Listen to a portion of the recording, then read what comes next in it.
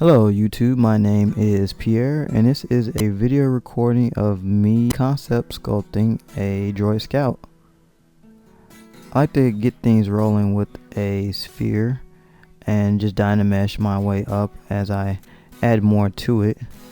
Throughout the process I tend to use a lot of dam standard as a means of sketching on my model to figure out details and shapes as I move along.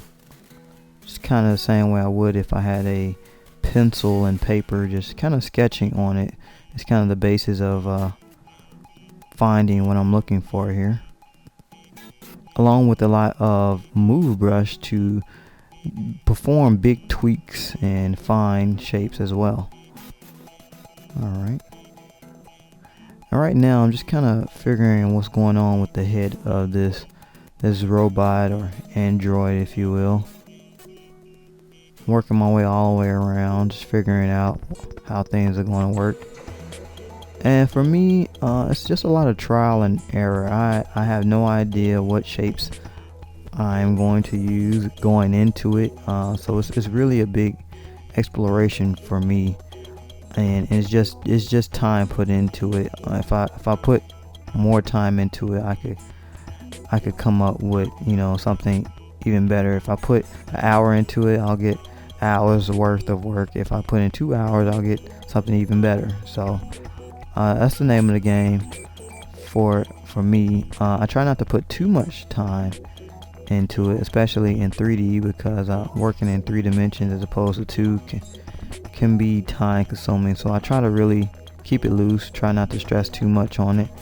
And if I really need to, if I really have a design I like, I'll tend to take a screenshot into Photoshop and continue to work there instead of trying to flush out a complete design within ZBrush or any other sculpting application. At this point, I'm not really working off any reference like really heavily. I'm kind of like flowing at the seat of my pants by my own natural stylings and things I like and shapes and forms. So that's a plus for me. I don't like to use a lot of reference. I might have one piece on my secondary screen just to kind of borrow from maybe here and there, or try to capture the vibe or energy. Personally for me, too many references available will put me in a state where I'm not really, getting any work done. I'll just end up just kind of, grabbing a piece of this reference or a piece of that reference, which is totally fine for anyone else, but for me it's not a real efficient workflow, so I just tend to keep it pretty limited. And here I took a sphere and I kind of just stretched it out so I can kind of form kind of what would be the trapezius muscles on the human for this robot, kind of forming his lower neck area here. And at this point I'm just trying to do a bust. I had no intentions of doing a whole model actually when doing this. I just planned on doing the bust. It wasn't until later that I decided I'd do the rest of the body. At this point in time I'm just kind of figuring out the neckline. I thought leaving some space inside the neck area would be pretty cool, but I think I kind of ditched it pretty quickly. Kind of grab this torso here and just kind of throw it in there. Had this idea of a collar to kind of fill in that gap. I wanted him to feel a little bit more brooding, a little bit more I want to say aggressive. So I wanted to bulk him up a bit, starting with the neckline. So I kind of add this big kind of metal collar. It kind of reminds me of Garrus character from Mass Effect, how he kind of has this shell, kind of like turtle-like armor on. So I kind of continue with that, kind of fleshing that out, see how I like it. If I don't, I'll try to morph it into something else before I just totally like ditch it. But seeing the further states, I'm pretty sure I end up keeping it, if not altering it. And at this point I think I pretty much got a good idea of which direction I'm going in with this guy. Like I said, no particular plan, nothing really. I'm just kind of figuring it out as I go. So notably, if I had a concept beforehand, could have went notably faster. But I'm just recording myself, just having fun as I like to do. I'm a concept art wannabe, so I still like to explore that through 3D art here.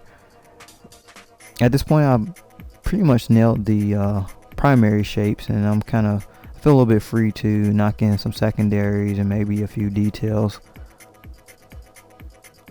Occasionally grabbing my H polish brush, trim dynamic, to knock in some bevels or some hard plate areas.